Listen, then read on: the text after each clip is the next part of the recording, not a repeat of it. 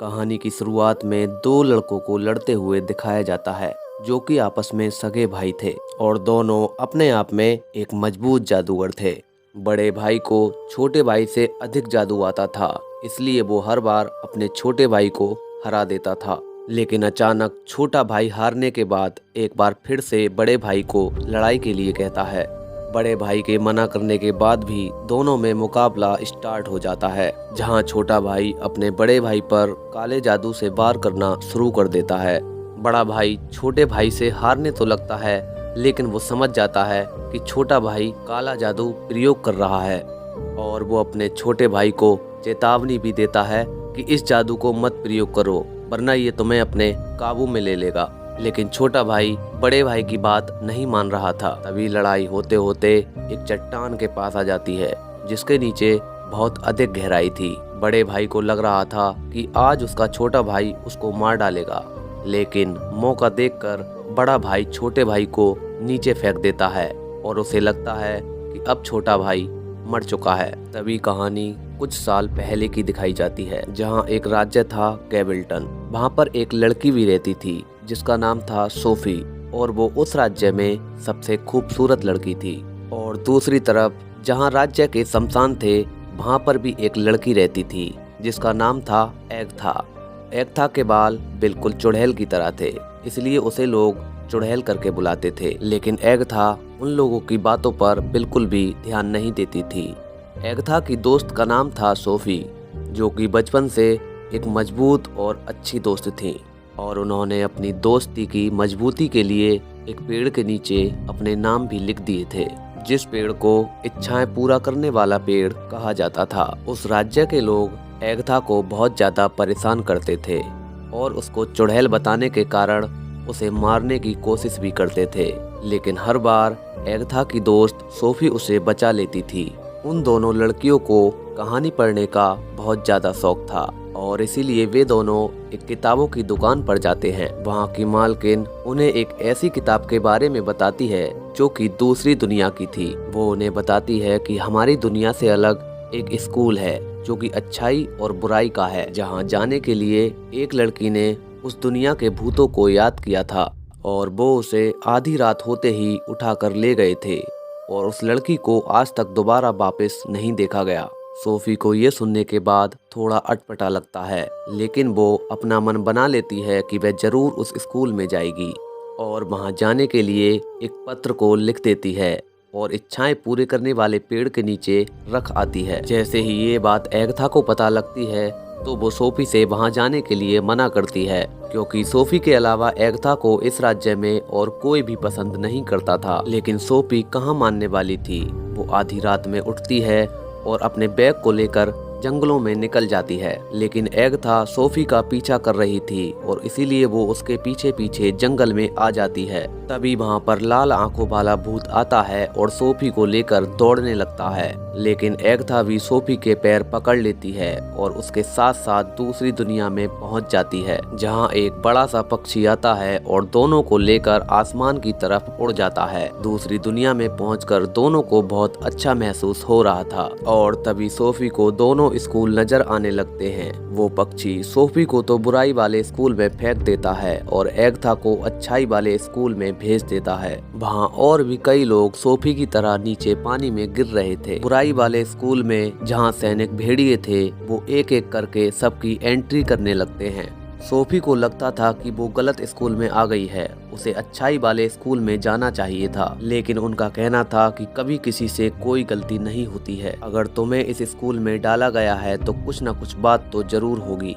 Agatha अच्छाई के school में पहुंच जाती है, जहां उसके सामने कुछ परियां खड़ी थीं और उसके पीछे छोटी छोटी परियां भी थीं, जो एगथा को उठाकर उसके कमरे तक ले जाती हैं। तभी अगले सीन में सोफी वहाँ की प्रिंसिपल के पास जाती है और उनसे बताती है कि क्या मैं चुड़ैल की जैसी दिखती हूँ, मुझे अच्छे स्कूल में जाना चाहिए था। प्रिंसिपल कहती है कि अगर तुम यहाँ हो तो कोई ना कोई बात जरूर होगी। एगथा भी अच्छाई के स्कूल में आने के बाद वहाँ की प्रिंसिपल से मिलती है, जो उसे समझाती है कि तुम यहाँ आई हो तो अच्छे से नहा धो लो, क्योंकि अच्छाई के स्कूल में आना वेशभूषा से मतलब नहीं है, बल्कि दिल से मतलब है। अगर तुम्हारा दिल अच्छा है तो तुम्हें अच्छाई के स्कूल में डाला जाता है।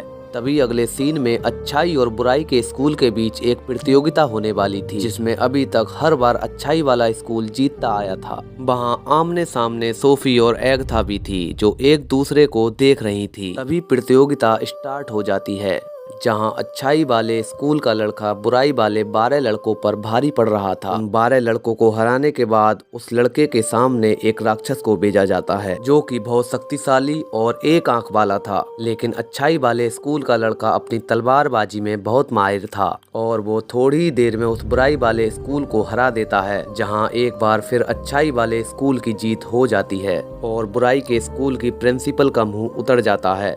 तभी वहां पर उस स्कूल के बड़े प्रिंसिपल आते हैं, जो अच्छाई वाले स्कूल को बधाइयां देकर जाते हैं। तभी वहां की कुछ लड़कियां एगथा को एक कमरे में बंद कर देती हैं, जहां एगथा पीछे वाली खिड़की से निकलकर बुराई वाले स्कूल में जाने के बारे में सोचती है, क्योंकि उसे लगता था कि वो अपनी फ्रेंड सोफी को बचा लेगी। उधर सोफी को वो चुड़ैलें परेशान कर रही थी, जो वहां पहले से एडमिशन ले चुकी थी। जैसे ही एगथा पीछे के रास्ते से बुराई के स्कूल की तरफ को बढ़ती है, तो उसके पीछे एक धनुष लेकर एक आदमी पड़ जाता है, जो उस पर लगातार तीरे छोड़ रहा था। उससे बचते हुए एगथा एक शोरूम में आ जाती है, जहां उसे अच्छाई और बुराई के स्कूल की दोनों प्रिंसिपल सामने दिखती हैं, जो कि आपस में एगथा और सोफी के बारे में बात कर रही थी। उन दोनों के जाने के बाद वहां पर जादू से एक लड़का निकलता है, जो एगथा से सोफी के चक्कर में ना पड़ने के लिए कहता है। इतना सब कुछ होने के बाद भी एगथा सोफी के स्कूल में चली जाती है और वहां से सोफी को अपने साथ स्कूल से बाहर ले आती है और वे दोनों प्रिंसिपल के रूम तक पहुंच जाते हैं। वहां जाने के बाद दोनों लड़कियां प्रिंसिपल को समझाती हैं कि वो गलत स्कूल में डाल दी गई हैं और अब वे यहाँ से वापस अपनी दुनिया में जाना चाहती हैं। लेकिन प्रिंसिपल उनको एक जादुई पेन दिखाता है, जो कि पहले से ही सोफी की स्टोरी लिख चुका था, और वो उन्हें समझाता है कि ऐसा तभी हो सकता है जब ये खुद पेन अपनी स्टोरी को बदल दे। इतना कहने के बाद वो प्रिंसिपल गायब हो जाता है और उन दोनों लड़कियों की आंख अपने अपने बिस्तर पर खुलती है। आज अच्छाई वाले स्कूल में एक मुस्कुराने की प्रतियोगिता होने वाली थी। जो ठीक से मुस्कुरा नहीं पाएगा वो फेल हो जाएगा। और एक प्रतियोगिता बुराई वाले स्कूल में भी हो रही थी, जिनमें सभी छात्रों को मरे हुए जानवरों का सूप पीना था। इधर एगथा अच्छे से मुस्कुरा नहीं पाती है और फेल हो जाती है। और वहाँ का ये रूल था कि जो बच्चा 3 बार से ज्यादा फेल होता था, उसे जादू से चूहा या किसी अन्य रूप में परिवर्तित कर दिया जाता था। इधर सोफी को भी वो जूस जबरदस्ती पिला दिया जाता है। तभी एगथा की मुलाकात एक लड़के से होती है, जो पहले ही 2 बार फेल हो चुका था। अच्छाई वाले स्कूल में अब दूसरी प्रतियोगिता होने वाली थी, जहां सभी छात्रों को जादुई और हरे जंगल में घूमना था। एगथा अब उस लड़के से भी ज्यादा बातें करती थी, जो वहां का प्रो प्लेयर था। सभी छात्र जंगल वाली प्रतियोगिता के लिए जंगल में आ जाते हैं, जहां उन सब का सामना गुलाब के पौधों से होता है, जो कि बहुत खतरनाक गुलाब थे और वो किसी भी इंसान को आसानी से चबा सकते थे। उन गुलाब को देखकर वही लड़का डर जाता है और उनसे डरकर भागने लगता है। एगथा उसे रोकने की कोशिश करती है, क्योंकि वो तीसरी बार फेल होने वाला था। आगे जाकर उस लड़के के चारों ओर एक हवा का चक्कर बनता है और वो वहां से गायब हो जाता है। एगथा ये देखकर काफी डर जाती है। कहानी में तभी बुराई वाले स्कूल को दिखाया जाता है, जहां पर आज हर किसी बच्चे को अपनी अपनी प्रतिभा दिखानी थी। तभी एक एक करके सभी बच्चे अपनी अपनी प्रतिभा दिखाने लगते हैं। तभी एक लड़की अपनी गर्दन में से एक ड्रैगन निकालती है, जिसमें बाहर निकलते ही आग लग जाती है और वो ड्रैगन सोफी को परेशान करने लग जाता है। वहाँ की टीचर सोफी से भी कुछ न कुछ प्रतिभा दिखाने के लिए कह रही थी, लेकिन सोफी को ये नहीं पता था कि प्रतिभा कैसे दिखानी है। वो ड्रैगन सोफी को बहुत ज्यादा परेशान कर रहा था तभी सोफी अपने आप को बचाने के लिए बहुत जोर जोर से चिल्लाने लगती है। तभी स्कूल का शीशा टूट जाता है और बाहर से बहुत सारी मधुमक्खियां अंदर आ जाती हैं, जो कि ड्रैगन पर आकर लिपट जाती हैं और उसे अधमरा कर देती हैं। टीचर के कहने पर सोफी उन मक्खियों से मना करती है और सारी मक्खियां रुक जाती हैं और रफाल का रूप ले लेती हैं, जो कि वहाँ का सबसे बड़ा शैतान था। रफाल सोफी को शाबाशी देता है और वहाँ से चला जाता है। ये देखकर वहाँ की टीचर शॉक हो जाती है। तभी अच्छाई वाले स्कूल को दिखाया जाता है, जहाँ पर सभी स्टूडेंट एक नदी के पास बैठे थे और वो नदी कोई मामूली नदी नहीं थी, बल्कि एक जादुई नदी थी जो कि सबकी इच्छाएं पूरी करती थी। सभी स्टूडेंट एक एक करके अपनी अपनी इच्छाएं मांगने लगते हैं। तभी एगथा का नंबर आता है, लेकिन एगथा जो इच्छा मांगती है उसे देखकर सारी लड़कियां और टीचर शॉक हो जाते हैं, क्योंकि उसने जो इच्छा मांगी थी वो ये थी कि सभी की इच्छाएं पूरी हो जाएं। तभी नदी में से एक लड़की एगथा का हाथ पकड़कर बाहर आती है, जो कि कई सालों से उसी नदी में रह रही थी और आज वो एगथा की इच्छा की वजह से बाहर निकल पाई है। तभी वहाँ पर एक बड़ा सा पक्षी आ जाता है, जिसे देखकर सारे स्टूडेंट डर कर भागने लगते हैं, लेकिन एगथा उसे देखकर समझ जाती है कि वो वही लड़का था जो कि 3 बार फेल हो चुका था और उसे जादू से एक पक्षी के रूप में बदल दिया गया था। लेकिन तभी वहाँ का राजकुमार उस पक्षी के सीने में तलवार मार देता है और वो पक्षी मर जाता है। लेकिन एगथा इस बात पर उस राजकुमार को पंच मार देती है और उसकी टीचर से भी थोड़ी बहस हो जाती है। तभी सोफी उसी राजकुमार से जाकर मिलती है, जिसे वो अपने सच्चे प्यार का किस देना चाहती थी। लेकिन सोफी को वहाँ के सैनिकों द्वारा पकड़कर एक कमरे में बंद कर दिया जाता है और वहाँ की टीचर उस लड़के से मिलने के जुर्म में सोफी के बाल काट देती है और उसे बदसूरत बनाने की कोशिश करती है। तभी सोफी अकेले में जाकर रोने लगती है और उसके पास रफाल आ जाता है। वो उसे उसकी दोस्त के खिलाफ भड़काने लगता है और जितने भी सभी अच्छाई स्कूल के स्टूडेंट थे उनके खिलाफ। लेकिन जिस राजकुमार को सोफी पसंद करती थी वो एगथा को पसंद करने लगता है, लेकिन एगथा चाहती थी कि वो लड़का सोफी को पसंद करे। तभी अगले सीन में दोनों स्कूल के टीचर फैसला करते हैं कि सभी स्टूडेंट को उनकी उंगली में एक जादू दिया जाएगा और एक एक करके सभी स्टूडेंट्स अपनी अपनी उंगली में जादू लेने लगते हैं। लेकिन जब सोफी जादू लेने आती है तो बिल्कुल अलग तरीके से आती है, जिसे देखकर एगथा समझ जाती है कि उसके ऊपर कोई बुरा साया है। तभी एगथा अकेले में आकर सोफी से मिलती है और उसे समझाती है कि तुम्हें कैसे भी करके उस राजकुमार को फंसाना होगा और अपने सच्चे प्यार की किस्त देनी होगी। और इस काम में एगथा सोफी की काफी ज्यादा मदद करती है, ताकि उस लड़के को भी सोफी से जल्दी प्यार हो जाए, ताकि उन दोनों में सच्चे प्यार का किस हो और वे इस दुनिया से बाहर निकल सकें। कुछ टाइम बाद लड़का भी सोफी को पसंद करने लगता है और उससे प्यार करने लगता है। लेकिन ये बात वहाँ के स्टूडेंट को हजम नहीं हो रही थी, क्योंकि ये प्यार एक अच्छाई और बुराई के बीच था। और इसी बात का फैसला करने के लिए वहाँ के टीचर एक फैसला लेते हैं कि दोनों प्यार करने वालों को एक परीक्षा देनी होगी, और वो परीक्षा जादुई जंगल की थी। दोनों स्टूडेंट को अलग अलग कोने पर छोड़ा जाएगा और बिना किसी मदद के दोनों को आपस में एक दूसरे को ढूंढना होगा। अगर वो एक दूसरे को ढूंढ लेते हैं तो उनका प्यार सच्चा माना जाएगा।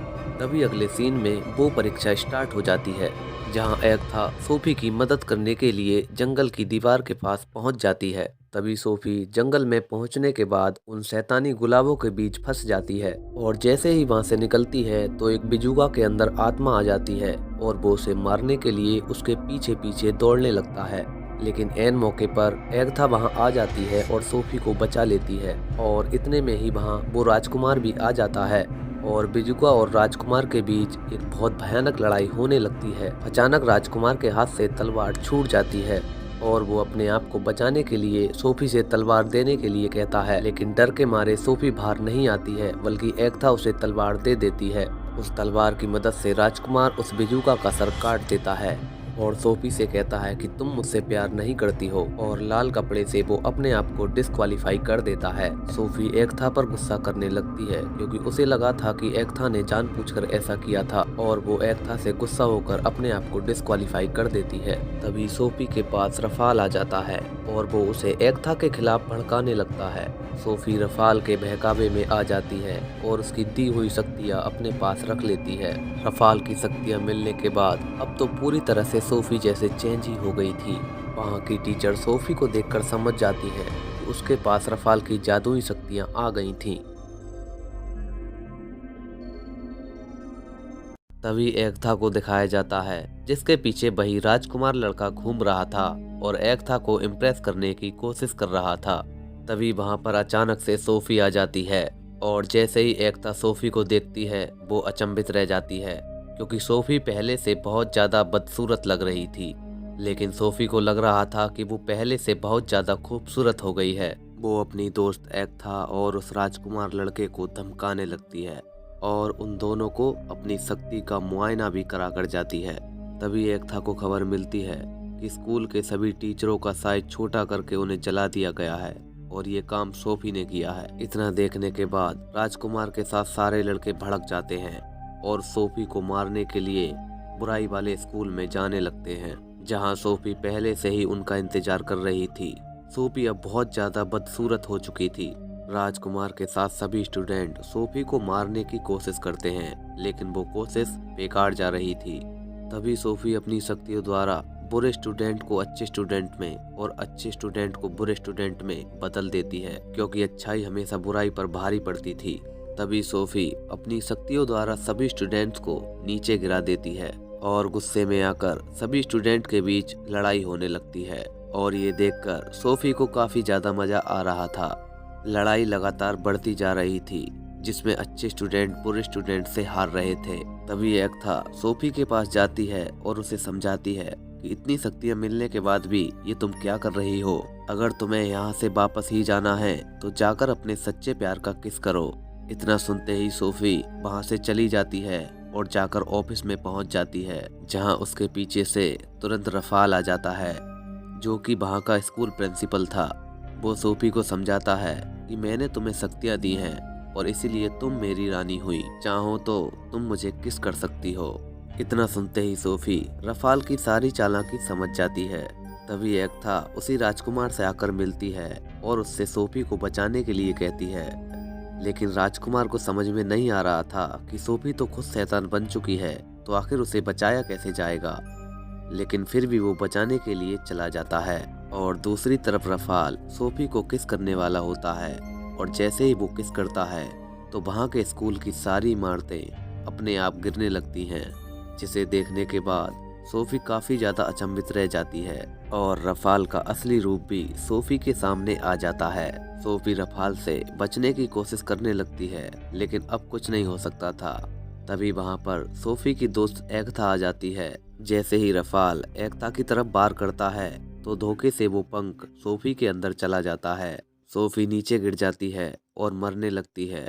उसके मरने के साथ साथ स्कूल की सभी इमारतें वापस से रिकवर होने लगती हैं और इतने में ही इधर वो राजकुमार आ जाता है, लेकिन रफाल राजकुमार को उठाकर फेंक देता है। वो राजकुमार को मारने ही वाला था। इतने में सोफी अपनी शक्ति से तलवार एकता को दे देती है, जिससे एकता उस तलवार को रफाल के शरीर के आर पार कर देती है, जिससे रफाल वहीं पर मर जाता है। एकता सोफी के मरने के गम में बार बार रोए जा रही थी और उसके आंसू सोफी के जख्म पर गिर रहे थे। लेकिन जैसे जैसे आंसू जख्म पर गिर रहे थे वो जख्म ठीक हो रहा था और सोफी को होश आ जाता है। दोनों आपस में एक दूसरे को जिंदा देखकर काफी ज्यादा खुश होती हैं। दोनों स्कूलों के बीच दोबारा से खुशियां आ जाती हैं और कहानी में आगे सोफी और एकता के लिए वापस से उनकी दुनिया का दरवाजा खुल जाता है और दोनों अपनी दुनिया में वापस आ जाती हैं और बहुत खुश होती हैं। और ये फिल्म यहीं पर समाप्त हो जाती है। अगर वीडियो अच्छी लगी हो तो चैनल को सब्सक्राइब कर देना। मैं मिलूंगा आपको अगली वीडियो में एक नई कहानी के साथ। तब तक के लिए बाय बाय।